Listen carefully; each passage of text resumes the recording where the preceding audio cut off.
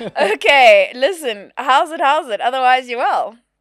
I have in studio with me today the one and only Dr. Hanan Bushkin. Um, I'm so happy to have this person in studio. Not only are they the best therapists, but he's got a waiting list the length of, I think, how long is your waiting list? Yeah, It's pretty long. Fortunately and unfortunately. Yeah, sure. Yeah. I mean, I can get an appointment like in 24 hours, but that's because I'm special. Like very special. Ladies and gentlemen, and however you identify, this is Hanan Bushkin. Hello, Nina. How's it? It's actually great to be here. I'm so glad you're here. Yeah. I'm glad you invited me. Do you like my shoes? Love it. You know how we talk about my clothes always match and coordinate because I plan my wardrobe once a year. You really are for the rest of the year. Yeah. Just saves time. Yeah, the clothes that you wear are actually an incredible expression of what you want to show the world. So what do you think you want to show the world? You tell me why you're wearing your wedding blazer. Hanan, come closer to the mic, please, or bring the mic closer to your mouth. That's where the noise comes out. There we go. That's it. Ah, great stuff. Okay. Yeah, this is my wedding blazer. Why are you wearing your wedding blazer? I actually never wear a blazer. I thought I'd zhuzh it up for today. I thought I'd look the part. You know me, I just wear t-shirts. Yes. Just wear t-shirts and winter hoodies. Yes. But I thought... But now you've only just found out in the middle of 2025 that you're not allowed to wear secret socks or skinny jeans anymore. I literally told you this a year ago. I heard this today. In fact, 2 years ago I told you. That's my style, secret socks. Apparently not allowed. Listen, my kids tell me all the time that I'm just not cool. No, you're not. But we shall all get there. We shall all get there. You want to be cool? You want to be cool? Well, of course. What do you mean? I mean, at least to my kids, not to anybody else. Fine. To me. To you. Yeah, to you and my kids. So, I remember there was a pair of jeans that you'd ordered from Zara, I think. So funny. Do you remember those jeans that you ordered from Zara? And I was like... Oh, God, that's hilarious. I was like, how do you remember this stuff? Because fashion's important to me. That's funny. And I went... And I opened it Yeah, you opened it. Because I was very excited. This was like 3 years ago. That is so funny. And you were like, look at these jeans. And I was like... Was it out of fashion then? That's not. They were already out of fashion then. Skinny jeans. Yeah. Also, I follow Korean fashion trends. They're like 10 years ahead of everyone. So what's in right now? What will be in 10 years' time? Skinny jeans. Exactly. So you're just gonna ride it out. Exactly. Completely. You're just gonna ride it out like those chicks in Pretoria who've like been who have had the same like. It's coming around. Yes, yeah. The people that have been wearing bell bottoms and like they're back in. So Hanan is a therapist. Can I tell you something very terrible? So outside your therapy center, it says a really good therapist center. But the way that it's saved in my phone, it says a really good therapist center. And I'm like, a really good the rapist. Yeah, no, that's... it just reads like that on the phone. Such a terrible... Has anyone else mentioned this before? It's a meme. Is it a meme? It's a whole thing. It's a meme.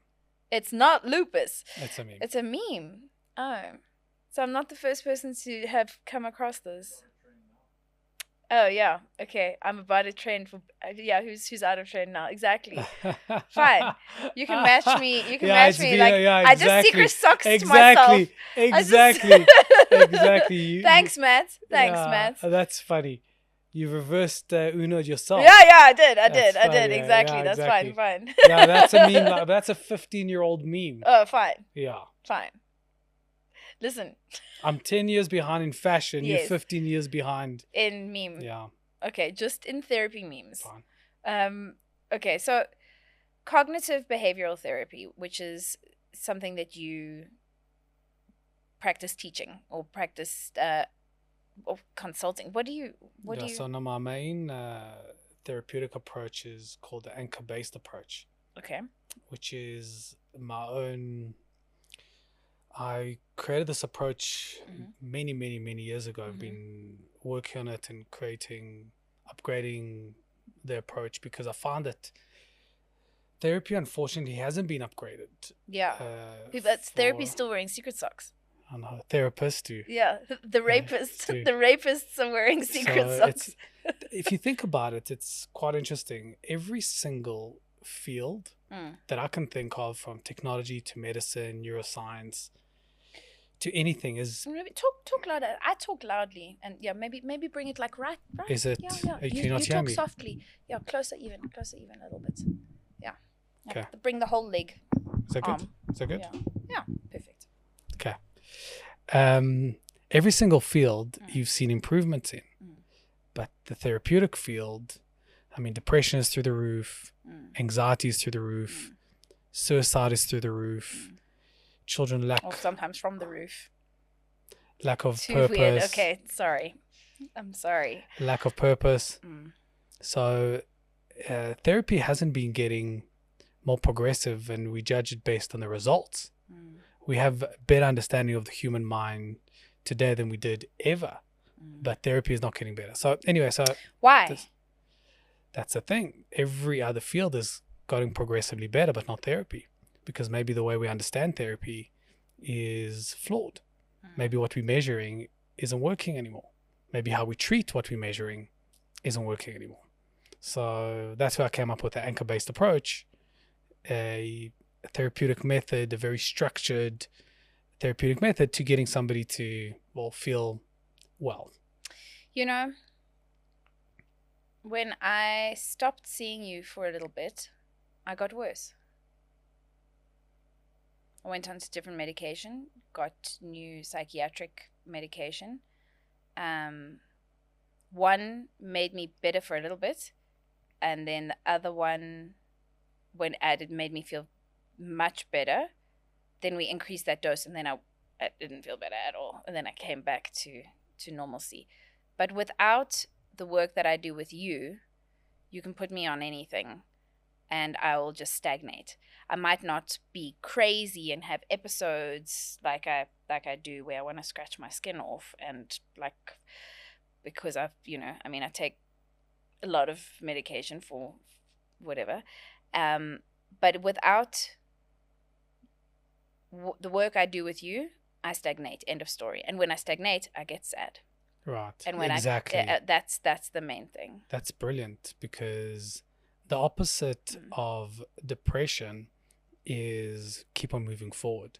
It's very difficult to keep on moving forward in things that are valuable to you and still be depressed at the same time. It's very difficult to progress and find a sense of purpose and be anxious at the same time. What's the difference between distracting yourself with moving forward and avoiding like an actual issue? Right. Say, for example, like a lot of people stay busy to avoid their anxiety and things like that, and that's a lot of what your anchor-based stuff is. But then where does the accountability live? Like accountability to yourself or to other people or to somebody that you've hurt, or, where does that live?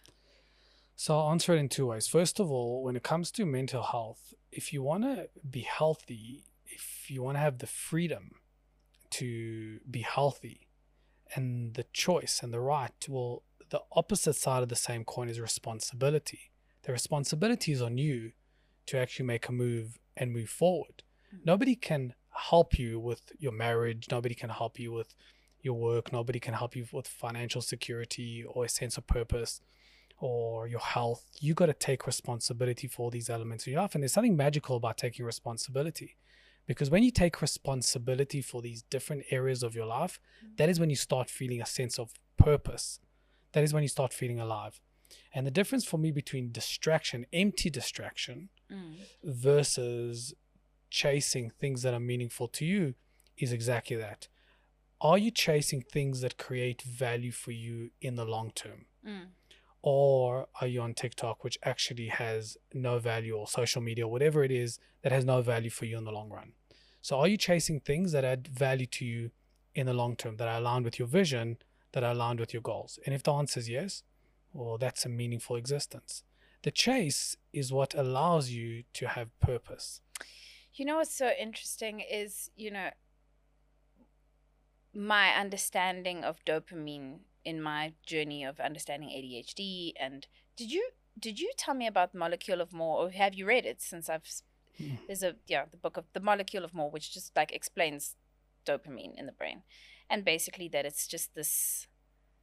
Generally, people with ADHD don't produce as much dopamine as other people, which is why we're always chasing it. But also the nature of dopamine in itself is that there is more satisfaction in the chase than there is actual it's insatiable. Yes, definitely. So if you are constantly just adding goals and you're in the chase, you're constantly releasing Definitely. dopamine. And I mean, it's just a dopamine technique. It's basically like, it's challenging yourself in a way that is satisfying. 100%. So you want to setting goals is the foundation for having purpose in life. People that don't have goals get depressed. People that don't have goals lack a sense of purpose. They fall apart. You've got to have meaningful goals. But again, the goals have got to come from you. So, my favorite quote of all time is, if you're not the chess player of your life, you're a pawn in someone else's. So in other words, if you don't chase goals that are meaningful to you, then you'll end up chasing goals that are meaningful to somebody else. And that's also depression. That's suffering. When you're chasing somebody else's goal, you end up suffering. Like a wife. So crazy, right? So it's a crazy idea. So you want to chase things that are meaningful to you. You want to be the chess player of your life. You want to chase things that are meaningful to you, but it's hard. And people don't set goals for a number of reasons. It's hard. If I ask 100 people, what are your goals? 99 will not have a clue. They'll give me some generic or very general, very abstract answer. I want to be happy. I want to be wealthy. But what does it mean? So people don't set goals because it's hard. People also don't set goals because they don't want to fail. Yes. Right? Because once you set a goal, you have to achieve it. You might miss the mark. I catch myself with that. I'm like, because I know the thing is, because once I've said it, I have to. Yeah, you commit. I know people don't want to be locked in. Exactly. I'm an all or nothing person, and I'm sure a lot of people are all or nothing people, but then they're just erring on the side of nothing. Yeah, exactly. So I bumped into somebody that I haven't seen in many years, that I knew many, many years ago, and then in intervals. And I haven't seen them in a big gap, and I've had a big growth spurt in the last, 8 years. Not just in my career, but as a human being. But I've managed to keep my personality and my perspective private to a certain extent, unless you go looking, unless you're on Otherwise You Will, and you're also on a mental health trip. But the rest of like the Nina Hastie persona is like this very hardcore energy, and a lot of people think I'm that. And then when they meet me and I'm a marshmallow, or they get the keys to the inside of my personality, they're like, oh, this is a whole other thing. And inside that door, that person has been growing and growing. And when you open that door, it's a whole other, the house has moved. There's a new house there. You know what I mean? Right. House moving castle. But you know what we have to be aware of, and it's such a fallacy, and it's really costly to assume that you are one thing. Like the latest craze is, well, just be yourself. Just be yourself. Everybody just be authentically you. But what does it mean? Because being authentically you, who are you? Really authentically you. Oh, I thought my sign was there. It says, if you don't know who you are, how do you know how you are? Right. But here's the thing. Okay, tell me your thinking on this. So if you had to see me now, you see personality X. If you see me with my kids, you'd see a different version of me. See me with my wife, you'd see a different version of me. You see me in therapy, different version of me. As a matter of fact, even with my kids, if you see me reprimanding them, you'd see version X. If you see me playing with them, you'd see version Y. Who am I really? Well, the truth is I'm all of that. And to turn to a human being and say, just be you, is like turning to a chameleon and say, just be green. And by telling a chameleon to be green, you're taking the essence away from a chameleon. And human beings, we have a range. I can be, as a matter of fact, never mind I can be, I must be different. in different environments. When you're on stage, you have character X. When you are with your best friends, you have character Y. When you're with your friends that you talk seriously with, you have sure, there's a common thread to Nina Hastie, but there's different versions of Nina Hastie depending on the circumstance. That's what makes you adaptable. That's what makes you human. And there's no such thing as just be authentically you, because I can be different in different environments, and I must give myself permission to do so. Otherwise, I lose the essence of being human. Because who are you really? And it puts so much pressure. Like if you say, no, you are X, so that means I must always fit into a box. And so it's exhausting because it's exhausting. Exactly. But yeah. Exactly. Yeah. Exactly. So the question is, what should I be chasing? Well, I shouldn't be chasing who I really am. I should be chasing what I want to create in that particular interaction and adapt myself in order to reach that goal. How do you stop eating sugar? Sorry, I was having a sugar craving right now. Oh, bad. You know what I'm busy fantasizing about? Like, I'm listening to you talking about like very real things, and all I can think about are those chocolates that are shaped like an elephant. You know, the ones that come in like a single serving? I don't know what they're called. You love it. But I'm allowed one. Sugar. I'm going to have them on Sunday. After you're a sugar addict. Bad. Of all the things, sugar is... So how do you control it? I don't at the moment. I'm not controlling it. Why do you say you're not controlling it? Hanan, sometimes I just eat sugar out of a bag. Just like take No, like those rock sugars. Yeah, you just eat that? I'll just eat the rock sugar. Yeah. Not like sugar granules. That's a bit gross. Yeah. But like the rock sugar, it's not as sweet. It's like bamboo sugar. It's like I don't know if it's not pure sugar or whatever, but you're supposed to put it gently in a tea. I can like... So talking about that, how do you know you're doing something in excess, in too much? How do you know you're not controlling something? So a lot of people ask me about like, you know, how do you know that you're an alcoholic? And I'm like, well, is your life unmanageable as a result of this thing? At the moment, I've got a pair of jeans. And I weigh myself. I've got a scale. And I go, okay, cool. This is my maximum weight. Yeah, that's great. These are my jeans that don't stretch. That's great. And then I'm like, oh, well, then well done. I have to, it's got a scale. I love it. So you measure whether you're doing the right or the wrong thing against the context of a goal. My goal is to weigh X. And if I go beyond X, that means I'm not doing well. Yes. I need to adjust what I'm doing. Which is why I'm on diet. Excellent. And that's why I don't believe in like, well, you are an addict if you have more than X and less than Y. Right. That means nothing. I know people that drink a glass of wine a night and they can't handle the alcohol. And I know people that drink 3 glasses of wine and they can handle it and function really well. How? I know age is a thing. Age is a thing. Yeah, it is a thing. Yeah.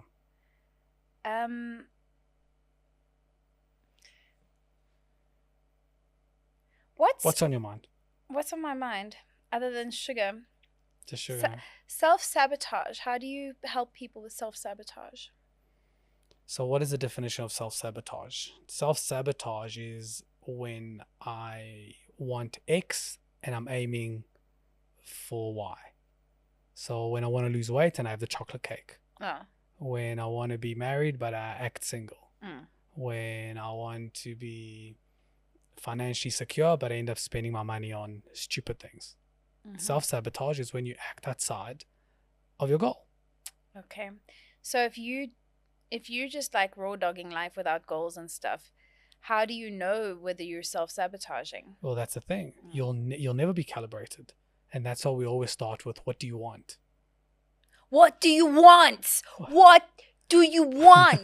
What do you want? But as I explained, people don't want to set goals. It's hard. Goals could set you up for failure. But the main reason, you want to hear the adult reason why people don't want to set goals? They don't believe in themselves? Because people don't want to sacrifice. Ooh. Setting goals requires you to let go. The laws of the land say that if you set a goal, you have to let go of something else. There's no Okay, give me an possibility. example. You want to lose weight? Yeah? You have to let go of the chocolate cake. Yes, I have to have cabbage soup for 3 days so I can fit into Saturday's dress. There we go. You want to be married? You have to let go of all the wonderful things that you could do as a singleton. You want to be single? Cool, but then you have to let go of all the benefit of a companionship. There's always a sacrifice, and that's the difference between children and adults.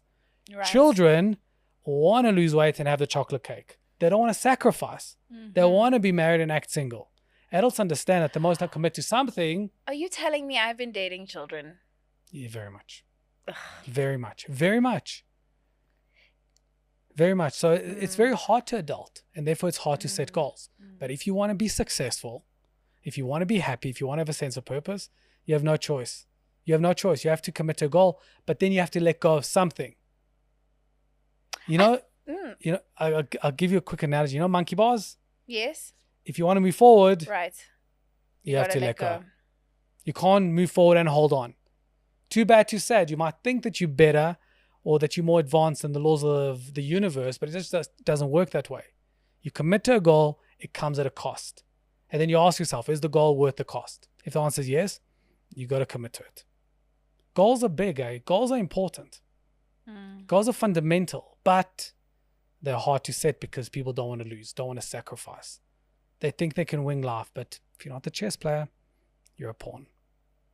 You have to set goals, but you're very good at that. When, as a matter of fact, you are at your best, or when you are structured, when you have a goal, because then you can take your focus and your energy, and we know you're like you got so much energy. But if it's dispersed, oh yeah, it's a disaster. It's right. So like when it's focused, oh my gosh, you're a machine. You're unstoppable. Yeah. Think of a Ferrari. Once it's like it knows where it's going, takes its energy, gets there. But take the same Ferrari and move it off its lane, it's going to just fall apart. Put it on a rally track. Yeah, it falls apart. Whereas a Subaru would do great on a rally track, but not so good on a racetrack. Kailami. Yeah, for sure. And that links to being in the right environment too. So you want to set goals, and part of your goals, you need to ask yourself, am I with the right people to get me there? Am I in the right environment? One of my favorite things to do is to cut people out of my life. Yeah, toxic people. Yeah. But because I'm also very welcoming of people. I love meeting people and including them and being fascinated with people. New people are also exciting, and getting to know people and getting deep and meaningful connection. And you can sometimes only go so deep with someone, and then you're like, oh, yeah, this is not going to work. And yeah, I just cut. People are costly, eh? People, the brain, the human mind, the subconscious mind has got one goal. And the only goal of the subconscious mind is survival. And the best way to survive is to ensure that you conserve metabolic energy. And people are the most expensive commodity in terms of metabolic energy. We expand the most amount of energy with people, and people are the biggest assets. They give us the most amount of energy.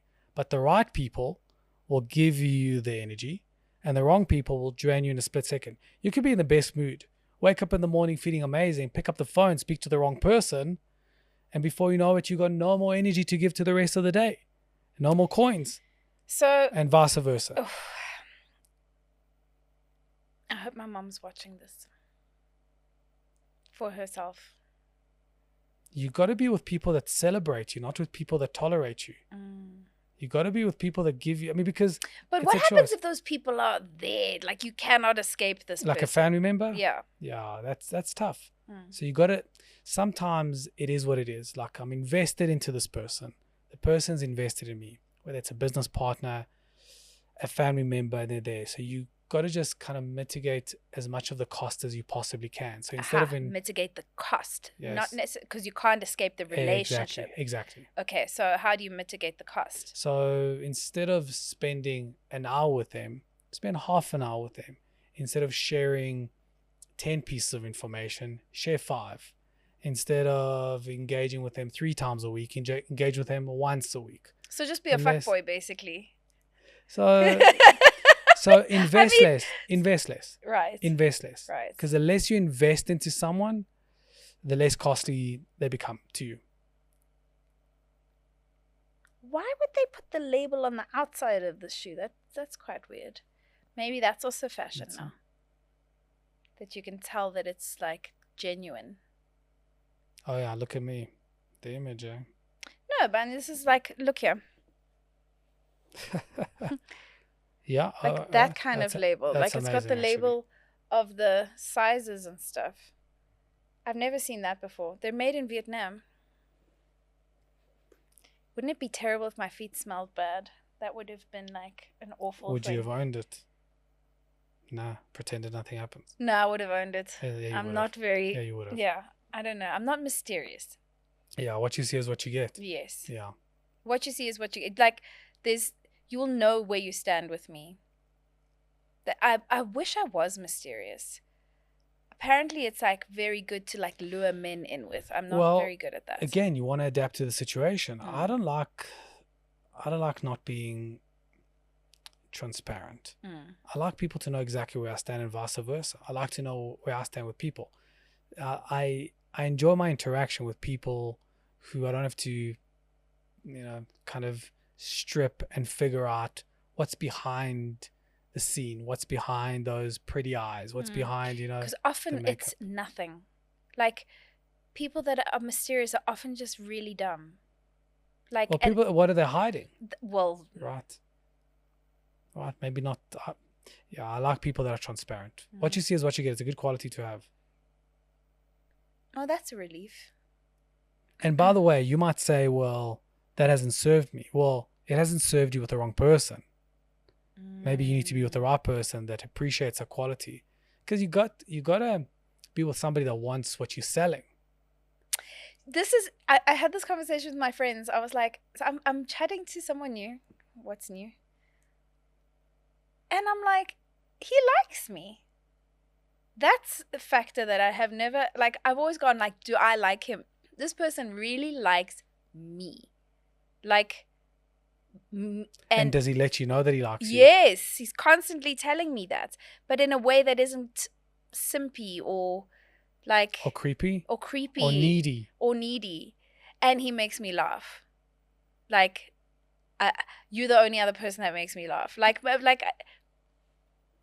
I don't remember when last a man that I was seeing made me laugh. And it's not on purpose. He's not like...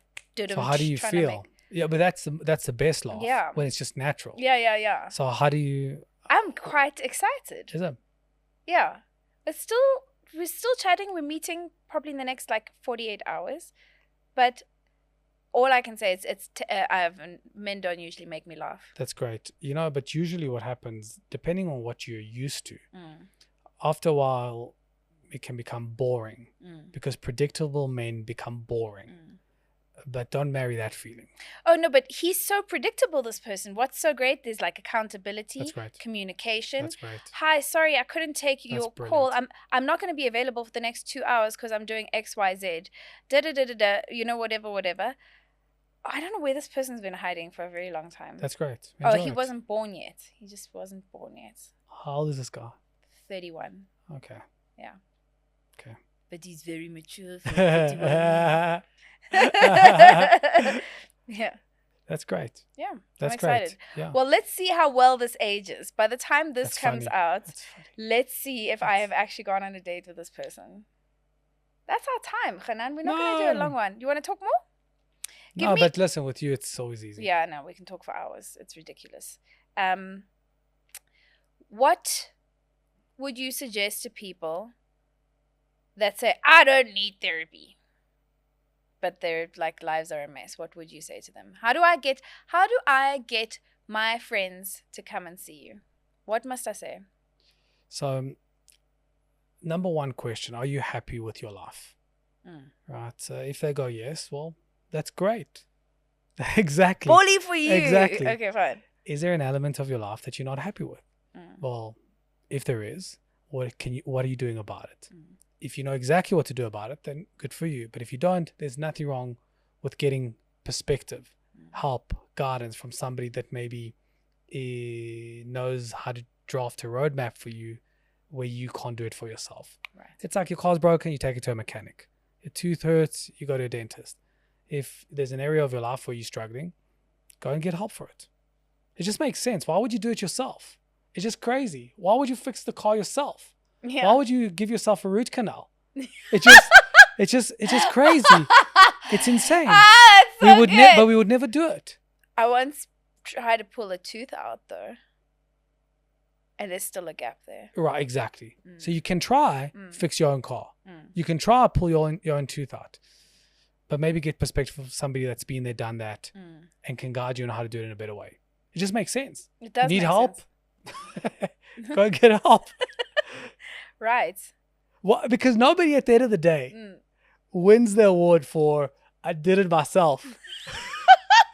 Nobody wins that DIY award. king. Exactly. Right. Exactly. We don't turn 120 years old and go, you know what, now I'll win the award for doing this myself. As a matter of fact, you would have a terrible existence trying it yourself and doing it yourself. Get help, get perspective, get guidance. Why not? My gran always says, when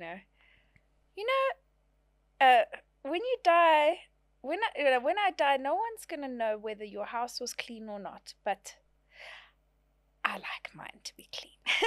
But no one's gonna know whether you die, whether your house is clean or not. I often feel like it's a waste of time. To do what? To do like housework and laundry and stuff. Like it's a waste of time. It's like a waste of time, but I can't think if the house is a mess. Right. So now I'm just more efficient at how I do stuff. Yeah. So you just like clean as you go. Also, dishwasher is the best invention in the history of the world. It is. It is. It is completely. Dishwasher over clothing cleaner. Over washing machine. Clothing cleaner. Sorry. That? Sorry. Okay, now the 10 years. Yeah. Yeah. What, the 15 meme? years? Yeah, exactly. Okay, fine. Wow. Clothing cleaner. Listen, I'm sorry. All I've had today, I've worked out. I did 2 workouts today, great. and You all could I had never was like tease me for anything ever again. Fine. The clothing cleaner, the clothing spinny cleaner. That's so funny. Like when the hands do this, or when the machine does the hands that do this. That's so funny. Machine. That's hilarious. That's great. Machine. That's great. Thank you. Thank you. Thank you. Fuck you. Ah, you're Hanan. Thank amazing. you. You're amazing. You're amazing. It was gonna come up. It was gonna come up. Just gonna let you talk. That's so great. Oh, that's great. I've got such a headache. Is this a sugar withdrawal? Yeah. Yo.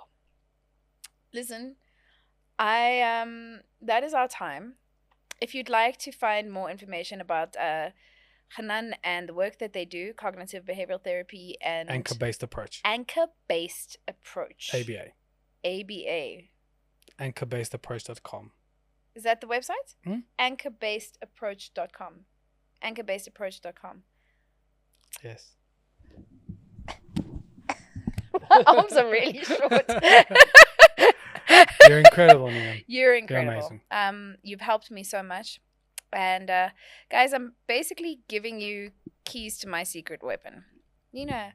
How do you do it? You're very kind. You're By incredible. design. But you know what? You deserve credit because, as I said, responsibility. You want freedom. You have to have responsibility, and you have taken your life seriously. Really well done. It's amazing. Thank you. And that is how you get. I was about to say something so cheesy. I said something to this friend of mine that I hadn't spoken to in like many years, and they saw me perform on Saturday night. And they were just like going on about how amazing it was because the last time they saw me perform, I was shit. And now I'm not shit anymore. And I don't look old. I'm like hot and funny, and I wasn't 20 years ago. So it's great. It's just, I suggest to anyone that wants to be hot and rich and whatever, just invest in yourself. Like, you invest in you. There is no better investment. There is no better investment in life than self-development. I don't think that there's a... Because everything else stems from that. Absolutely. You take yourself everywhere. Yeah. I mean, you've tried running away from yourself. How well did that go? Exactly. Exactly. Have you ever tried to run away from yourself? Of course. What Doesn't work. What was your running away like? Did you try pull a geographical? Yeah, no, it's lean on quick fixes. Don't want to deal with what you're going through. Don't want to face it. Of course, but there's no greater investment than in yourself. Well, just lekker. Anyway, Dr. Hanan Bushkin, anchorbasedapproach.com, Nina Hastie, that Nina Hastie on Instagram. Otherwise, you well. Listen. Otherwise, you well.